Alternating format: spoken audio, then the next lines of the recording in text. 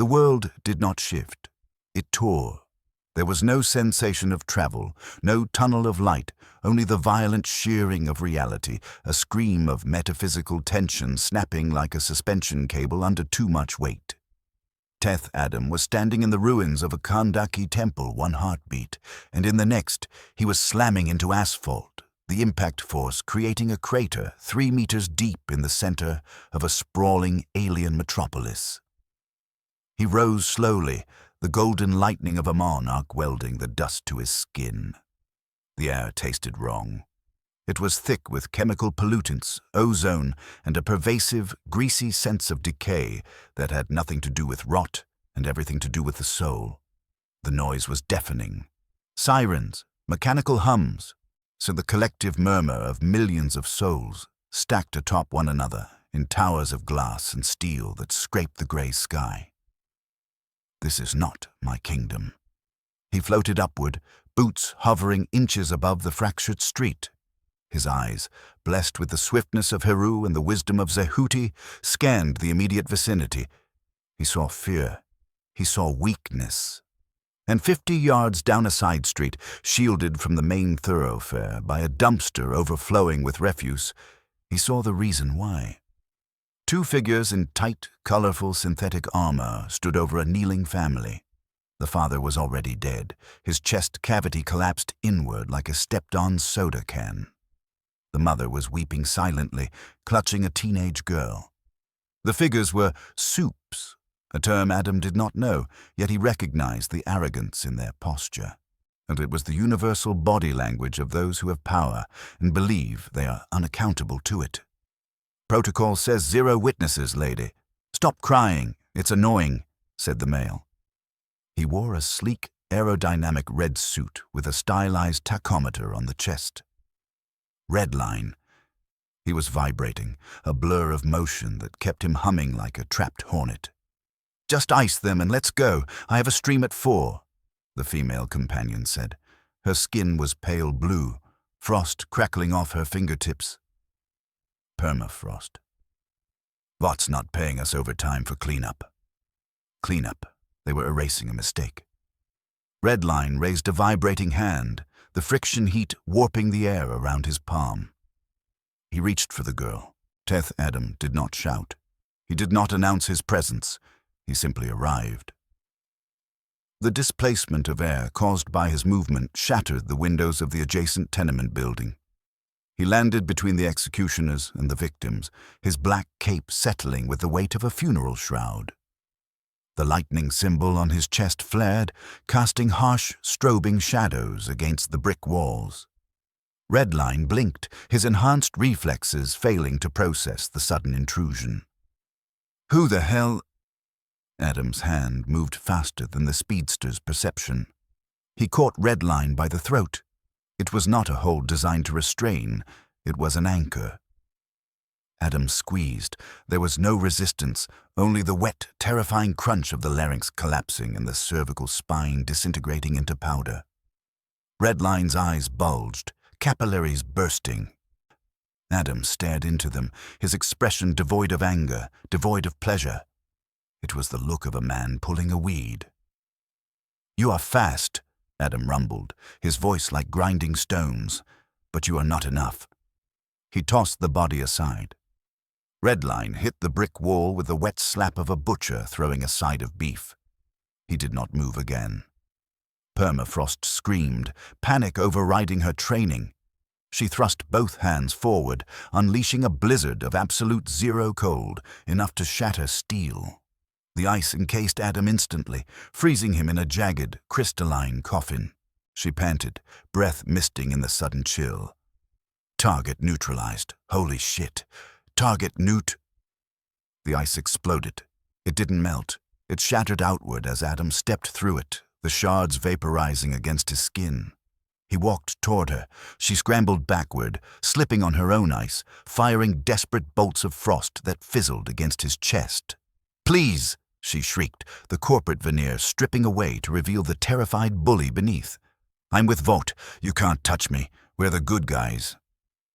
Adam stopped. He looked at the dead father. He looked at the weeping mother. He looked at the woman begging for her life while standing in the blood she had spilled. "The good guys do not execute the innocent," Adam said. He reached out, grabbing her by the face. Her cold aura did not even slow him down. He lifted her off the ground, her legs kicking uselessly. "And I," Adam whispered, the lightning beginning to arc from his eyes, "am not a hero." He clenched his fist. The sound was like a thunderclap trapped in a bottle. Adam dropped the corpse.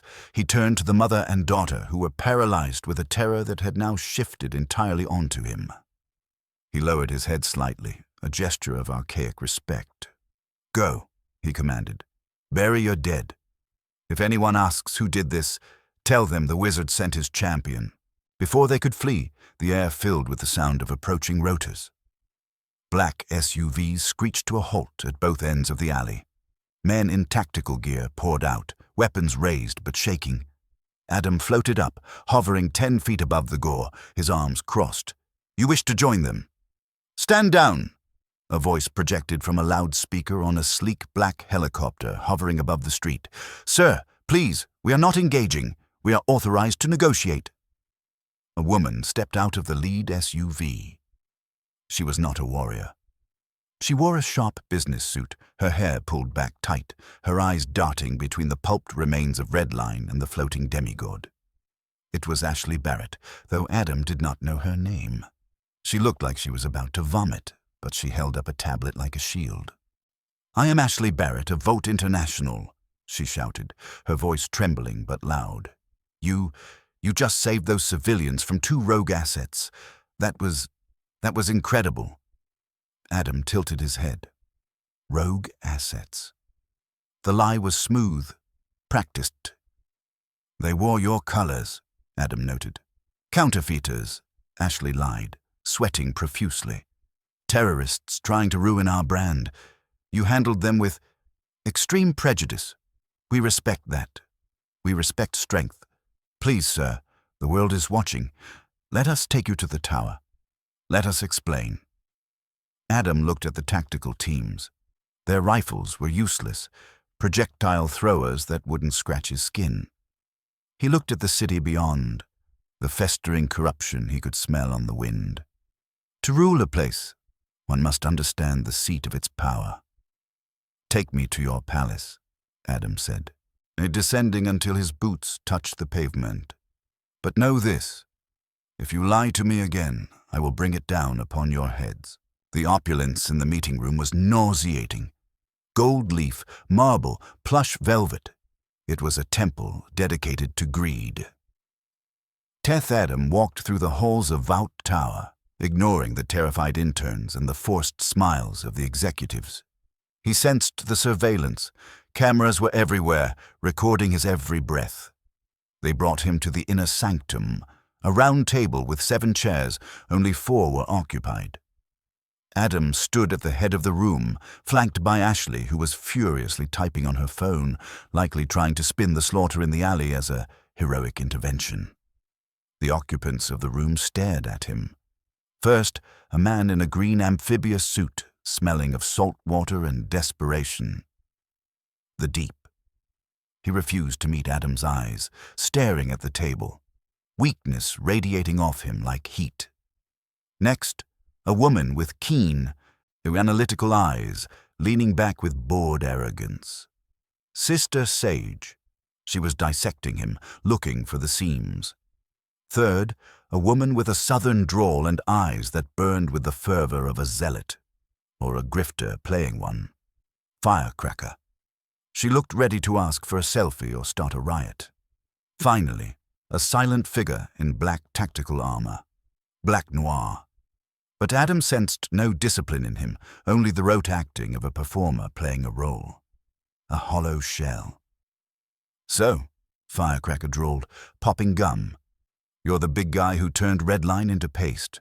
Gotta say, the demographic is gonna love the take no prisoners vibe. Very Old Testament." "He didn't just kill them," Sister Sage said softly, her eyes locked on Adam's chest emblem. "He executed them. Efficiently. You're not a mutie, are you? You're something else." "I am Teth-Adam," he declared, his voice filling the acoustic-dampened room effortlessly. "And I see no warriors here. I see only performers." The Deep flinched. "Hey, man, that's a little harsh. We save the world." "You save nothing," Adam said, stepping closer. "You preen, you pose. I could feel the rot from miles away." Before Deep could stammer a reply, the double doors at the far end of the room hissed open. The air pressure in the room changed. The fear in the room spiked, not the fear of Adam, but a different, more frantic terror from the Vought employees. Homelander walked in. He wore the American flag like a cape. His hair was perfect. His smile was dazzling, but it didn't reach his eyes. His eyes were two pits of blue glass holding back a sea of boiling oil. He stopped 5 paces from Adam, looking the intruder up and down. "Well," Homelander said, a chuckle bubbling up that sounded like dry leaves skittering on pavement. "Ashley tells me we have a visitor, someone who thinks he can clean up my city without a permit." He walked around Adam, inspecting him like a prize horse. "Cool suit," Homelander noted, his voice dripping with condescension. "A little retro. Very Aladdin meets WWE. I like the lightning bolt. So cute." Homelander stopped in front of Adam, leaning in close. He was used to people flinching. He was used to hearing their heartbeats skyrocket. Adam's heart beat with the slow, tectonic rhythm of a mountain. He did not blink. "And you," Adam said, looking down at Homelander with the crushing weight of 5,000 years of judgment. "You must be the king of this circus." Homelander's smile twitched. The mask slipped just for a fraction of a second. "I'm the savior of this place, pal, and you're trespassing." Ashley jumped in, desperate to prevent the apocalypse. "Homelander, please, he handled the Red Line situation. We were thinking cleanup crew, or maybe a villain arc for the new movie. We can monetize this. He's powerful." Homelander held up a hand, silencing her without looking away from Adam.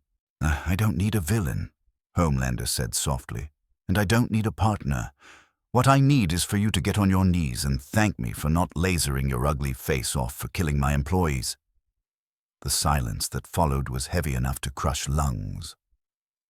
Adam floated up, just an inch, enough to look down on Homelander. The static charge in the room began to make the hair on Firecracker's arms stand up. The lights flickered. "I do not kneel," Adam said. "Not to anyone, and certainly not to a child wearing a flag." The insult hung in the air like a guillotine blade waiting to drop. Child. No one had called Homelander that. Not to his face, and certainly not while hovering at eye level, since the bad days in the lab. The Vought executives pressed themselves against the walls, Ashley Barrett clutching her tablet so hard the screen cracked, her breath coming in shallow, terrified hitches. Homelander's jaw tightened, the muscles bunching beneath the skin. The lazy, arrogant smile vanished, replaced by a twitching void of confusion that rapidly curdled into pure, unadulterated hate. His eyes began to glow, the crimson light intensifying until it cast a demonic pall over the conference room. "You think you're special?" Homelander whispered, the sound vibrating with suppressed hysteria. "Because you possess some strength. Because you can float. I'm the only man in the sky. I'm the only thing that matters." "You are a product," Black Adam replied, his voice calm, deep and utterly bored. He looked around the room, taking in the gilded sconces, the branded merchandise on the shelves, the cowering heroes at the table. "This place, it reeks of commerce. You do not rule these people. You sell to them. You trade protection for applause. It is pathetic." Adam descended slowly, his boots touching the polished mahogany table. He walked down the center, kicking aside a crystal pitcher of water. It shattered, the sound sharp and final. "I'm taking command of this city," Adam announced, stopping 3 feet from Homelander. "Your team is disbanded. Vought is dissolved. Your corporation will step down immediately and transfer all infrastructure to my control. I will bring order to this chaos. Real order. Not this fragile illusion you maintain for ratings. The Deep let out a high-pitched, nervous laugh. Okay, wow, that's a big ask, buddy. Maybe we can workshop the wording? Shut up, Kevin, Homelander hissed. He didn't look away from Adam. You want my tower? You want my city? The heat vision erupted. It wasn't a warning shot. It was a full-power blast, 2 beams of concentrated solar energy capable of slicing through an aircraft carrier, aimed directly at Black Adam's eyes. The air in the room instantly ionized, the smell of burning ozone overpowering the scent of expensive cologne. The beams struck Adam's face. Adam did not scream. He did not fall. He simply leaned forward into the onslaught, his head forced back slightly by the kinetic pressure, but his skin, blessed by the stamina of Shu and the power of Aton, did not burn. The beams deflected off his brow, carving molten trenches into the ceiling and slicing the heavy oak doors in half behind him. Homelander's eyes widened. He pushed harder, pouring every ounce of his rage into the blast, veins bulging on his forehead. Die. Just die. Why won't you die? Adam raised a hand, pushing through the red torrent, and backhanded Homelander across the jaw. The sound was like a cannon shot. Homelander was launched sideways, crashing through the floor-to-ceiling window and tumbling out into the open air of Midtown Manhattan. The glass shattered into a billion diamonds, raining down on the city below. "Get him!" Ashley shrieked, panic overriding her survival instinct. "Kill him, everyone!" The new Black Noir, eager to prove himself and relying on his flight capabilities, launched himself at Adam. He drew his twin blades, screaming a theatrically rehearsed battle cry. He was an actor, a replacement hired to fill a suit, believing the V in his veins made him a god. Adam caught him by the neck in midair. He didn't even look at him. "Hollow," Adam muttered. With a negligent twitch of his bicep, Adam slammed Noir into the conference table. The table split. Noir's spine snapped with a sickening crack that echoed off the marble walls. The hero twitched once, blood bubbling through his mask, and then lay still, his limbs twisted at impossible angles. Firecracker drew a pistol, a custom, gold-plated useless thing, and fired 3 rounds at Adam's chest. The bullets flattened against the lightning bolt insignia and fell to the floor, smoking. Adam turned his gaze toward her. "No," she squeaked, dropping the gun. Adam waved a hand. The displacement of air hit her like a sledgehammer, throwing her backward into the wet bar. Bottles of scotch and vodka exploded, and she crumpled into the pile of broken glass, unconscious and bleeding profusely. Sister Sage was already gone. The smartest person in the room had done the math the moment Adam survived the heat vision. She was nowhere to be seen. That left the Deep. The aquatic hero scrambled backward, tripping over his own chair. "I resign. I quit. I'm out. I didn't even want to be here today." Adam ignored him. He walked to the broken window and stepped out into the sky. Homelander was waiting. He was hovering 100 yards out, wiping a trickle of blood from his lip. He stared at the blood on his glove, his expression fracturing. He had never bled. Not once. Not ever. "You made me bleed," Homelander whispered, his voice trembling not with pain, but with the shattering of his own reality. "I will do more than that," Adam said. Homelander screamed, a primal, animalistic sound, and broke the sound barrier. He slammed into Adam, the collision creating a shock wave that blew out windows for 10 blocks. They grappled in the sky, a tangle of capes and fists, plummeting toward the Vought Plaza below. They hit the pavement like a meteor. The impact pulverized the concrete, sending cars flipping through the air. Dust billowed up, thick and choking. Cameras were already rolling. Vought News Network, CNN, and reckless streamers with phones.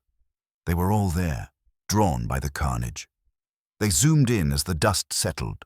Homelander climbed out of the crater, his suit torn, his cape hanging in tatters. He looked frantic, his eyes darting to the cameras. He needed to be loved. He needed to win.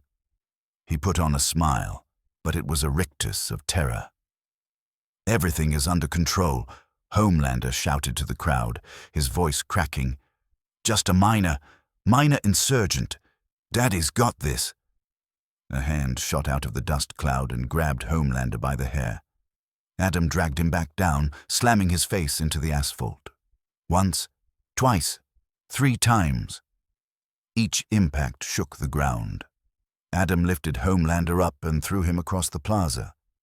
The leader of the 7 crashed through the base of a bronze statue of himself, toppling the monument. So the metal head of the statue rolled to a stop at Homelander's feet. Adam walked out of the dust. He was untouched. His cape was still flowing perfectly. He looked like a king disciplining a petulant dog. "Is this your savior?" Adam bellowed, his voice carrying to every microphone, every camera, every terrified onlooker.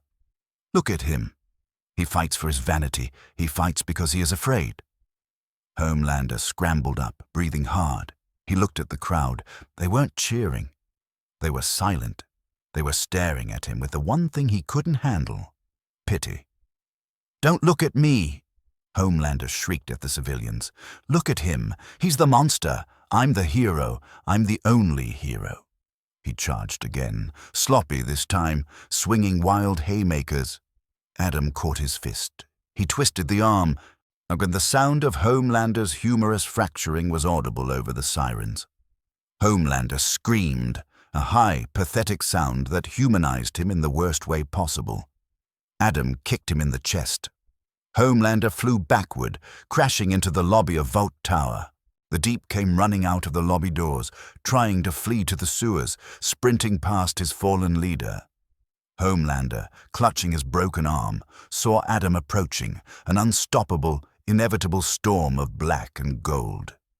Panic, cold and absolute, seized his heart. He saw the Deep running past him. Survival instinct overrode everything. Loyalty, image, pride.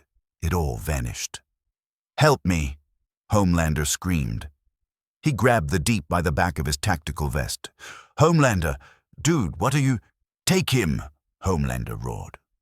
With his remaining good arm, Homelander hurled the Deep at Black Adam like a javelin. The Deep shrieked as he flew through the air. Adam didn't even brace himself. He simply swatted the Deep aside with a backhand strike. The force shattered the Deep's ribs and sent him spiraling into a parked police cruiser, after crushing the roof. He slid off the metal, groaning, blood bubbling from his mouth, broken but alive. But the distraction worked. While Adam struck the Deep, Homelander launched himself upward. He didn't fly with grace. He fled. He broke the sound barrier straight up, vanishing into the clouds, leaving a contrail of shame behind him. He had run. The world had seen it. The god had bled, sacrificed his teammate, and run away. Adam watched him go. He did not pursue. The chase was beneath him. A king does not chase a rat. He simply closes the granary. Adam turned to the Vought Tower, then to the cameras. He hovered 10 feet in the air, his eyes glowing with white-hot power. "The 7 are no more," he declared. "This city is now under my protection. Vought is finished. Anyone who wishes to challenge this, come. I'm waiting." 5 miles away in a safe-house basement, Billy Butcher stared at the grainy feed on the monitors. The image of Homelander fleeing, broken and weeping, should have been the greatest moment of his life. It was what he had dreamed of for years. He didn't smile. Beside him, Annie January, Starlight, sat with her hand over her mouth. He broke Homelander's arm. He just snapped it. "He didn't just break his arm, love," Butcher rasped, coughing into a handkerchief. He looked at the blood on the cloth, the darkness inside him growing. He broke the myth. Homelander's a scared little tart now.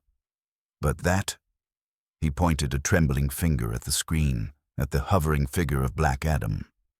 "That ain't a hero," Butcher said darkly. "Homelander was a bully with a god complex. This bloke, he looks like something worse. He ain't here for the fame. He's here to rule." "What do we do?" Annie asked. We do what we always do, Butcher said, loading a magazine into his rifle, though he knew bullets were useless. We crash the party. In a private estate, Stan Edgar sipped a glass of 1982 Chateau Margaux. He watched the news feed on a wall-sized screen. The stock price of Vought International was in freefall, a vertical red line dropping to zero. The company he had built, the Empire of Lies, was burning to the ground in real time. He smiled. Fascinating, he murmured. Chaos is a ladder, they say. But this isn't chaos. This is a hostile takeover. He picked up a secure phone, an archaic, hard-lined device that couldn't be tapped by digital means. He dialed a number that hadn't been active since the 80s. It's time, Edgar said into the receiver. Thaw him out. It's time to take back what's mine. We need a soldier. On the screen, Black Adam floated above the wreckage of American capitalism, a dark messiah for a world that didn't know it had just been conquered. The facility was buried 300 feet beneath a defunct dairy farm in upstate New York, a relic of the Cold War repurposed for modern corporate paranoia. The air was sterile, recycled, and frigid, kept intentionally cold to lower the metabolic rates of the assets stored within.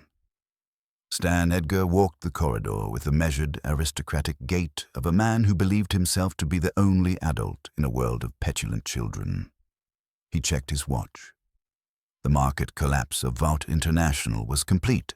The stock was trading for pennies. The board was in hiding. Ashley Barrett was likely trying to book a flight to a non-extradition country. Everything was proceeding according to the contingency. He reached the heavy blast doors of Sector 4. They hissed open, revealing a laboratory dominated by a massive cylindrical cryo chamber, and frost coated the reinforced glass. Inside, suspended in a chemical haze, floated the past. Ben, Soldier Boy. Waiting in the shadows of the lab were 5 individuals. They were not superheroes. They did not have capes, movie deals, or Instagram followings.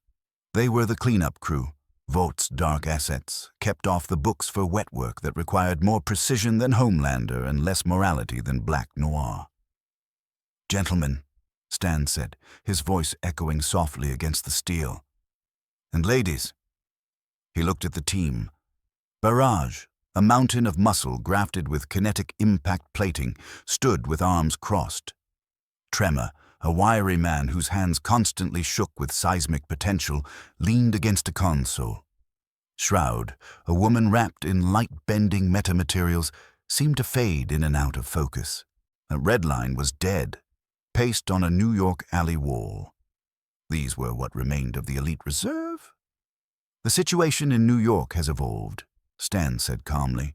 "The intruder, this Black Adam, has destabilized the geopolitical status quo. He's not a vigilante. He is a conqueror." "We saw the feed," Barrage grunted, his voice deep and synthesized. "He swatted Homelander like a fly. You want us to fight that?" "I want you to support the only weapon capable of neutralizing him," Stan corrected. He keyed a sequence into the console. "Homelander is a hammer, blunt, loud, and brittle. This is a scalpel made of depleted uranium." The cryo chamber began to vent. Hissing steam flooded the floor. The fluid drained rapidly, gurgling into the filtration grates. The heavy locking mechanisms on the glass cylinder disengaged with a series of mechanical clunks that sounded like gunshots in the silence. The glass door swung open. Soldier Boy spilled out, coughing up preservation fluid. He hit the floor on his hands and knees, retching. He was naked, his skin pale and scarred, the wires of the monitoring equipment tearing away from his chest. He gasped, sucking in the room-temperature air, shivering violently. The trauma of the Russian experiments, the decades of torture, the betrayal, the disappointment. It all sat just behind his eyes, a coiled viper waiting to strike. Stan stepped forward, holding out a heavy towel. He did not flinch. "Welcome back, Ben," Stan said. Soldier Boy looked up. His eyes were bloodshot, wild, adjusting to the light. He saw the face of the man who ran the company that sold him. He saw the suit, the calm, detached expression. "Edgar," Soldier Boy rasped. His voice was like gravel in a blender. He snatched the towel, standing up. He didn't cover himself for modesty. He wiped the slime from his face to see clearly. "How long?" "Long enough for the world to go to hell again," Stan said. He gestured to a table where Soldier Boy's suit, the green tactical gear, the heavy brass shield, lay waiting. "There is a new player. He broke Homelander. He took the tower. If we do not act, there won't be a country left to defend." Soldier Boy walked to the table. He ran a hand over the shield. It was cold, solid steel, heavy, familiar. He started to dress, the movements automatic. He drilled into him since storming the beaches of Normandy. "You broke me out," Soldier Boy muttered, buckling his chest piece. "Means you're desperate. Means Homelander couldn't cut it." "Homelander is compromised," Stan admitted. "He is weak. He craves validation. You, Ben, you crave nothing but the mission. We have an opportunity. Black Adam is distracted. He thinks he has won. We will ambush him. My team here," he gestured to Barrage and the others, "will provide the distraction. You will hit him with the blast, strip his power, put a bullet in his brain. Then Vought is ours. You can have whatever you want. The tower, the fame, the alcohol, anything." Soldier Boy picked up the shield. He slid his left arm through the straps. He flexed his fist, feeling the weight. He turned slowly to face Stan Edgar. "Whatever I want?" Soldier Boy asked. "Anything," Stan confirmed. "I can give you the world, Ben." Soldier Boy smiled. It was a terrifying expression, a baring of teeth that had nothing to do with humor. "You know what I want, Stan?" Soldier Boy stepped closer. The mercenaries tensed, hands drifting to weapons, but Stan held up a hand to stay them. He believed he had the leash. "I want to know why I spent 30 years breathing radioactive borscht while you sat in an air-conditioned office counting money. Then when I got out, you put me back in there again." "That was a business decision," Stan said, his pulse remaining steady. "Regrettable, necessary. The Russians offered—" "Business," Soldier Boy interrupted. He was within striking distance now. "That's the problem with you suits. You think everything is a transaction. You think you can sell a man's soul and then buy it back when the market changes." Soldier Boy looked at Barrage. "You work for him?" "Paycheck's good," Barrage shrugged. "Is it?" Soldier Boy looked back at Stan. "You think you're the boss. You think because you sign the checks, you hold the whip. I'm the only one who can navigate the political fallout of what comes next," Stan said, a hint of steel entering his voice. "Don't be stupid, Ben. You need me." "I don't need shit," Soldier Boy whispered. The shield moved faster than thought. It wasn't a heroic swing. It was a brutal, compact edge strike. The heavy steel rim of the shield connected with Stan Edgar's neck. There was no resistance. The CEO's head didn't just detach.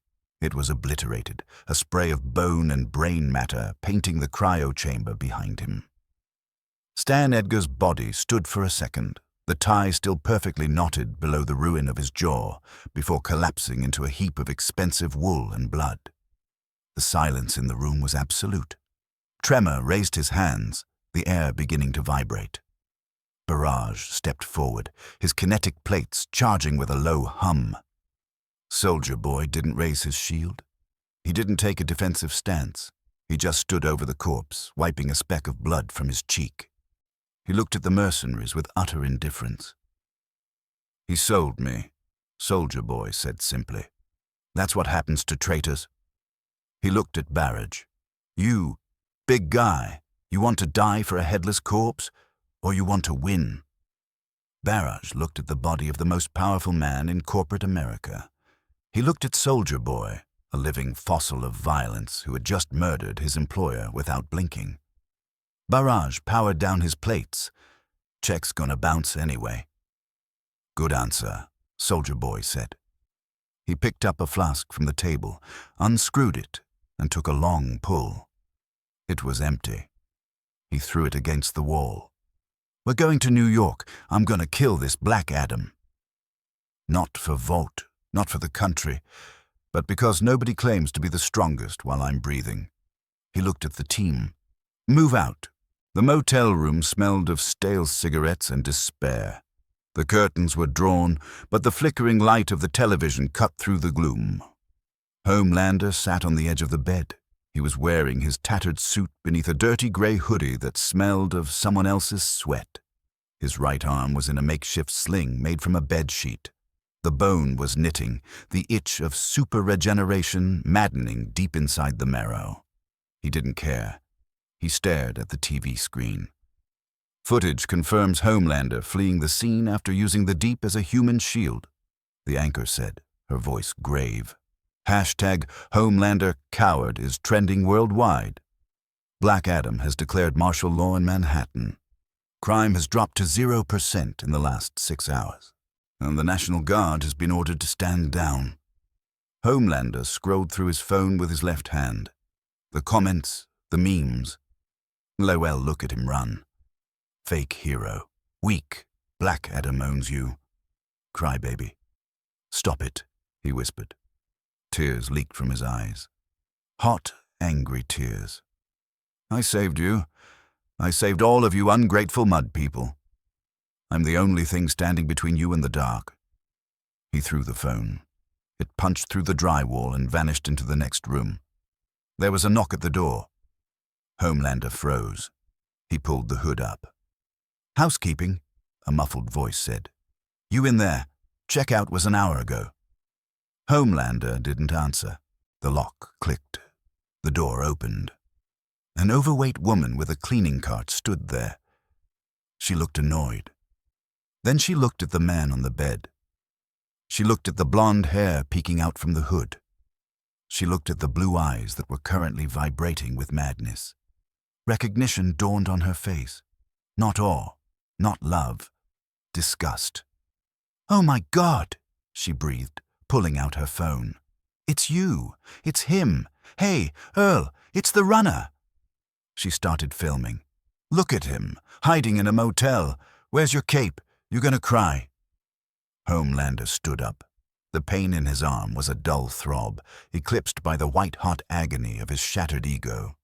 She was filming him in his dirty clothes, filming him broken. Turn it off, he said softly. Or what? Earl, a man in a greasy mechanic's shirt, appeared in the doorway behind her. Hun, you gonna run away again? You ain't tough. We saw the video. You're a joke. Something inside Homelander's mind, a thin wire that had been fraying for 40 years, finally snapped. It didn't make a sound. It just ceased to exist. I'm not a joke, Homelander said. His eyes ignited. I'm the Homelander. The heat vision sliced the woman in half at the waist. She didn't even have time to scream. Her top half simply slid off her bottom half, the phone clattering to the floor, still recording the ceiling. Earl stumbled back, mouth open. No, wait. Homelander walked through the split corpse. He stepped out into the parking lot. The sun was bright, too bright. People were coming out of their rooms, drawn by the noise. A trucker, a family on a road trip, a couple of teenagers. They saw him. They saw the blood on his hoodie. You want a show? Homelander screamed, his voice cracking into a high, hysterical shriek. Is this what you want? You want to see what I can do? He looked at the family. The father was trying to shield his kids. No more reviews, Homelander wept, his face twisted into a mask of pure tragedy. No more ratings. He unleashed it all. He spun in a circle, the red beams of death sweeping across the parking lot at eye level. Cars exploded. The motel facade sheared off and collapsed. People dissolved into mist and char. He didn't stop. He flew upward, screaming, crying, laughing. He lasered the gas station across the street. A fireball engulfed the intersection. He hovered in the smoke, listening to the screams. They weren't laughing anymore. They were screaming his name. "Homelander, help us!" "Oh God, Homelander." "That's better," he whispered, wiping snot and blood from his nose. "That's much better." But it wasn't enough. He needed the source. He needed the one who took it all away. He turned toward New York. Teth-Adam stood on the balcony where Homelander used to jack off over the city. He did not engage in such vulgarity. He stood like a statue, arms crossed, sensing the flow of the metropolis. Below, the city was quiet. Fear was a potent sedative. The criminals were hiding. The police were paralyzed. The people were waiting. His ears, tuned to the frequencies of the gods, picked up a disturbance. Not the siren of a police car or the cry of a victim. This was louder. It was the sonic boom of an object moving at hypersonic speeds, approaching from the west, and beneath that, the rumble of a heavy transport vehicle moving through the Holland Tunnel, carrying a payload of radioactive intent. Adam opened his eyes. They glowed with the power of Aton. Finally, he spoke to the wind. The challengers arrive. He did not wait for them to reach the tower. A king meets his enemies on the field. Adam launched himself from the balcony. He did not fly. He thundered. He tore through the sky toward the chaos approaching from the west, the golden lightning trailing behind him like the banner of a conquering army. The sky darkened. The clouds swirled, responding to his mood. The battle of the ages was about to begin, and this time there would be no cameras left to record the ending. The heart of the Empire was Times Square. It was a canyon of light, a cathedral dedicated to the worship of things that could be bought. Now the screens were flickering with static, the massive billboards broadcasting the fractured, looping final moments of Vaught's stock price. The streets were empty of cars, but full of debris. A silence had fallen over Midtown, the kind of heavy, pressurized silence that precedes a hurricane. Teth-Adam descended from the sky, his black cape billowing like smoke in a windless room. He touched down in the center of the intersection, his boots crunching on the glass of a shattered Coca-Cola sign. He waited. He did not have to wait long. From the north, the rumble of a heavy engine echoed off the skyscrapers. An armored transport smashed through the barricades at 47th Street, plowing through abandoned taxicabs before screeching to a halt. The ramp dropped with a hydraulic hiss. Soldier Boy stepped out. He looked like a relic of a harder war, his green tactical gear scuffed, his brass shield dull under the neon lights. Behind him, the mercenary team fanned out. Barrage, trembling with kinetic energy. Tremor, placing his hands on the asphalt, and Shroud, fading into the ambient shadows of the alleyways. "So," Soldier Boy spat, his voice rough with vodka and contempt. He banged his shield with his fist, a gong sound of challenge. "You're the new head honcho, the foreign import." Adam looked at him. He saw the soldier's spirit, damaged, cruel, but undeniably forged in fire. "You have the eyes of a warrior," Adam noted calmly, "but you serve masters who have none." "I don't serve anyone," Soldier Boy growled. "So I'm just here to clear the trash." Before the tension could break, the air behind them shimmered with heat and the smell of ozone. A blur of blue lightning coalesced into A-Train, skidding to a halt near the TKTS booth. Beside him, Billy Butcher and Starlight stepped out from the subway entrance. Butcher looked ghastly, gray-skinned and sweating, black veins pulsating along his neck. The V-enhanced tumor inside him writhing with anticipation. His eyes glowed with yellow hate. "Right then," Butcher rasped, racking the slide of a heavy anti-material rifle, though he knew the bullets were just a formality. "Everyone's invited to the funeral." 3 factions, Adam observed, unimpressed. "And yet, I see no threat." Then came the boom. It wasn't a vehicle. It was a tearing of the sky.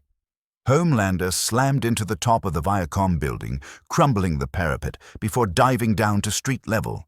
He hit the ground hard enough to rupture the water mains, sending geysers of dirty water spraying into the air. He rose from the steam. He was a nightmare. His suit was torn, stained with the dried blood of the motel massacre. His broken arm hung limp, still healing, but his eyes were wide, manic twin stars of instability. He looked at Soldier Boy. He looked at Butcher. He looked at Adam. "Good," Homelander whispered, a smile stretching his face until the skin seemed ready to tear. "Good, all of you, all the little insects in one jar." "Shut your mouth, you disappointment," Soldier Boy barked, stepping forward. "No more talking," Adam declared. The lightning of a morn erupted from his body, turning the night into blinding day. "Come, let us see which of you deserves to live." The battle began not with a scream, but with an earthquake. Tremor slammed his palms into the street. The asphalt rippled like a carpet, a shockwave of jagged stone racing toward Adam. At the same moment, Barrage unleashed a pulse of kinetic force, and Homelander fired his heat vision. Adam did not dodge. He launched himself forward, smashing through the stone wave. He took the heat vision on his chest, the beams splashing harmlessly against his aura, and closed the distance to the mercenaries in a heartbeat. He reached Barrage first. The heavy hitter tried to bring his shields up, but Adam was moving with the speed of Hiru. Adam's fist punched through the kinetic field, through the armor, and then through the man's chest. He ripped Barrage's heart out before the man's brain registered the impact. Adam crushed the organ in his hand and backhanded Tremor with enough force to decapitate him. 2 down in 3 seconds. Shroud tried to run, cloaking herself. Adam didn't need eyes. He heard the rapid thrum of her panicked heart. He pointed a finger, and a bolt of lightning arced from the sky, striking the empty air. Shroud materialized as a charred skeleton, crumbling to ash. "My turn," Soldier Boy roared. He charged, shield raised. Adam swung a massive right hook, but Soldier Boy met it with the shield. The impact was cataclysmic. The brass shield rang like the bell of the apocalypse, but it held. Soldier Boy didn't buckle. He absorbed the blow and uppercut Adam with a strength that surprised the Kahndaq king. Adam stumbled back a step. "Impressive. There's more where that came from," Soldier Boy grunted. His chest began to glow, a nuclear reactor going critical. Butcher saw it. "He's winding up. Annie, move!" Butcher grabbed Starlight and dove behind a concrete barrier. A-Train sped away, a blue blur seeking distance. Homelander, insane and arrogant, stood his ground at the distance, laughing. "Try it. Burn it all down." Soldier Boy unleashed the blast. A wave of pure, red radiation exploded outward. Disintegrating cars, melting the glass off the skyscrapers and stripping the flesh from the corpses of the mercenaries. The energy engulfed Black Adam and Homelander. Homelander screamed as the blast hit him. It hurt. It burned his skin, and for a terrifying moment, he felt his strength flicker, the V in his blood reacting to the negation frequency. He fell to his knees, gasping, weak. The smoke cleared. Soldier Boy stood panting, smoke rising from his armor. He looked at the crater where Adam had stood. "Got him!" Soldier Boy wheezed. "Fried the V right out of him." From the smoke, a figure walked. His cape was singed, his skin was smoking, but he was not depowered, he was not weak. Teth-Adam walked through the radiation as if it were a warm breeze. "You mistake me," Adam said, his voice low and terrifying. "My power is not a drug, and it is not a mutation, it is divine." Soldier Boy's eyes went wide. "What the hell are you?" Adam blurred forward. He caught Soldier Boy's shield with one hand, wrenched it from the super soldier's grip, and slammed the edge of it into Soldier Boy's knee. The joint shattered. Soldier Boy howled, a sound of shock more than pain, and fell. Adam stood over him. He raised the shield high. "You fought well," Adam said. "Die with that honor." He brought the heavy brass shield down. It struck Soldier Boy's skull. The sound was wet and final. Adam struck again and again, until the face of America's first hero was nothing but red ruin and memory. "Oi," Adam turned. Billy Butcher stood atop a pile of rubble. His eyes were glowing yellow, and black tentacles, manifestations of the tumor, erupted from his chest, writhing like serpents. He fired lasers from his eyes, jagged and uncontrolled, carving burns across Adam's shoulder. "You think you're hard?" Butcher roared, charging with the desperation of a dying man. "I've killed monsters before, Sunshine." Butcher slammed into Adam, the tentacles wrapping around Adam's throat, trying to constrict, trying to tear. Butcher's strength was immense, fueled by the parasite. Adam looked at the tentacles with disgust. "You are rot given form." Adam grabbed the tentacles. He channeled the lightning directly into Butcher's chest. The electricity surged through the parasite, cooking the tumor instantly. Butcher seized, foam bubbling from his mouth. The yellow light in his eyes faded. Adam ripped the tentacles out. Butcher collapsed, gasping, blood pouring from the gaping wound in his chest. He looked up at Adam, a crooked, bloody grin on his face. "Well," Butcher coughed, blood spattering his chin. "Scorched earth, eh? At least I tried." Adam crushed his throat with a stomp of his boot. "Billy!" Starlight screamed. She rose from behind the barrier, her eyes glowing white. She began to draw power from the electricity of the city, draining the grid, pulling the energy from the dying screens of Times Square. She floated up, a beacon of blinding light. "You murderer!" she shrieked, unleashing a torrent of stellar energy. It hit Adam, pushing him back a foot. It was annoying. Adam raised a hand and swatted the energy beam aside. He flew at her. A blue blur intercepted him. A train. The speedster slammed into Adam's midsection, trying to push him back, trying to save Starlight. "Annie, go! Run!" A train was moving at Mach 4. He was the fastest man alive, but the wisdom of Zehuti allows Adam to process information instantaneously. The speed of Hiru allows him to move within the space between seconds. Adam didn't chase him. He simply predicted the path. He extended his arm, rigid as an iron bar, directly into a train's trajectory. Physics took over. A train hit Adam's forearm at 4,000 miles per hour. There was a mist. A fine red mist. A train didn't break. He disintegrated. The kinetic impact liquefied him instantly against the unyielding durability of the Kahndaq champion. His legs, severed by the sheer force of the sudden stop, cartwheeled down the street. Starlight stopped firing. She stared at the red smear that used to be the Supe. She hovered there, trembling, her light flickering out. Adam flew up to her. He grabbed her by the neck. She clawed at his gauntlets, her eyes wide with the realization that moral superiority was not a shield. "Your light is cold," Adam said. He threw her. He hurled her downward with the force of a railgun. She hit the pavement of 7th Avenue. The impact crater was 20 feet wide. She did not rise. Silence returned to Times Square. Number not silence, whimpering. Adam turned. Homelander was still on his knees. The radiation blast from Soldier Boy had faded, but his powers were flickering, and his mind was shattered. He looked around at the carnage. Soldier Boy, a pulp, Butcher, a corpse, the rest ash and mist. He was alone with the monster. Homelander stood up, his legs shaking. He clutched his broken arm, tears streaming down his face, mixing with the grime. "Why?" Homelander whispered, his voice sounding like a lost child. "I am a hero. I am the chosen one." Adam walked toward him. He didn't rush. There was no need.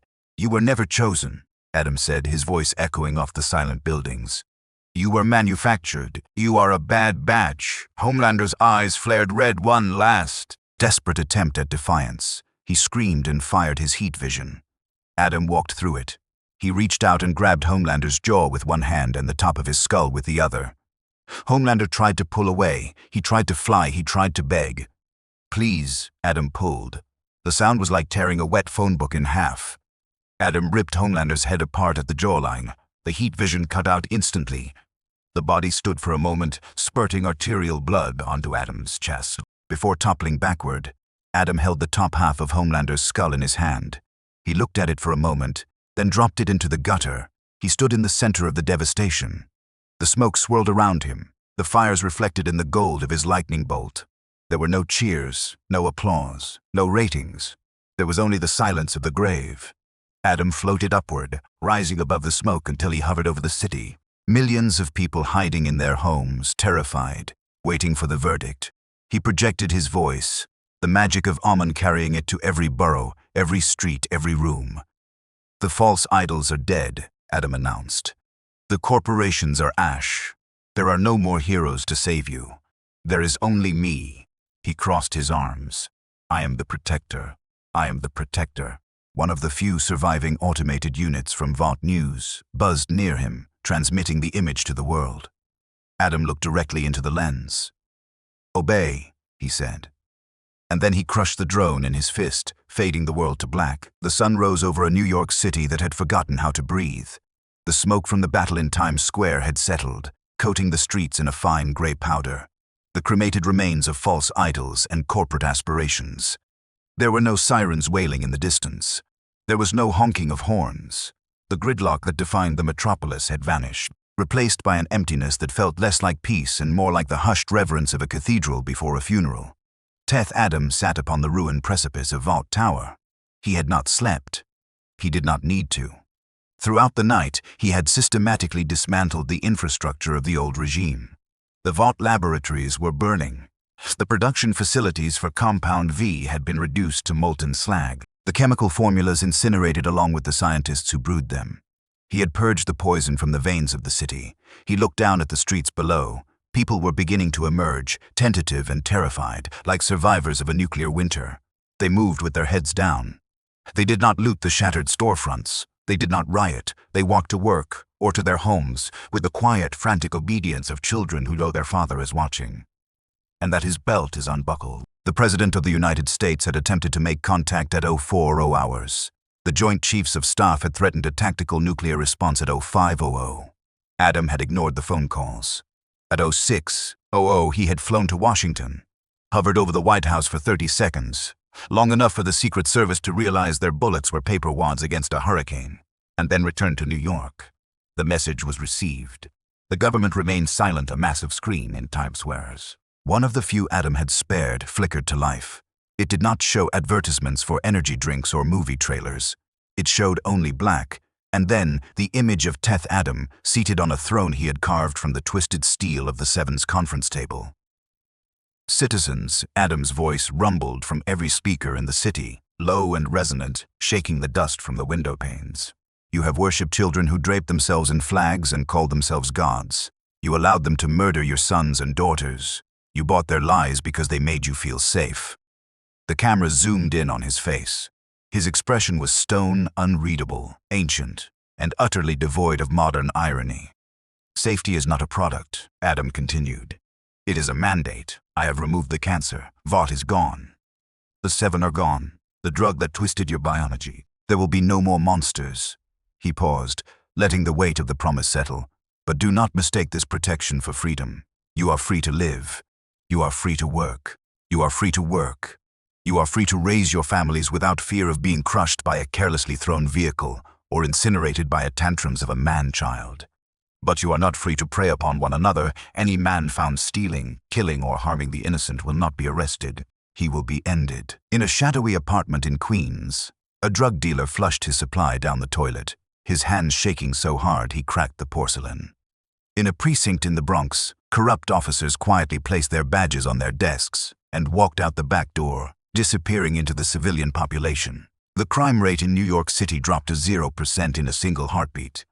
Adam stood up on the screen, his cape flowing like a dark river. "I am not your celebrity. I am your king. Go about your lives, build, prosper. But never forget that the lightning hangs above you, waiting for the first sign of rot." The screen went black. On the rooftop, Adam walked to the edge. He looked at the bronze lump in the corner, the melted remains of Homelander's statue, fused with the crushed brass of Soldier Boy's shield, trophies of a war that had lasted less than a day. A lack of resistance. In Kahndaq, the people cheered him as a liberator, but they also feared his wrath. Here, the fear was different. It was the fear of a people who had realized that their entire culture, their movies, their politics, their heroes, had been a joke, and that the punchline was a fist through the chest. Adam crossed his arms. The wind whipped at his face, carrying the scent of a new era. It was cold. It was sterile. Boston, Chicago, Washington. The borders were imaginary lines drawn by weak men. He would erase them. He would unite this fractured, chaotic world under the only flag that mattered, the lightning bolt. Below him, the city began to move again, a great mechanical beast jump-started by terror. Teth-Adam watched them, his eyes glowing with the faintest trace of electricity. He was alone. He would always be alone. But for the first time in the history of this godforsaken country, the innocent were safe. And that was enough.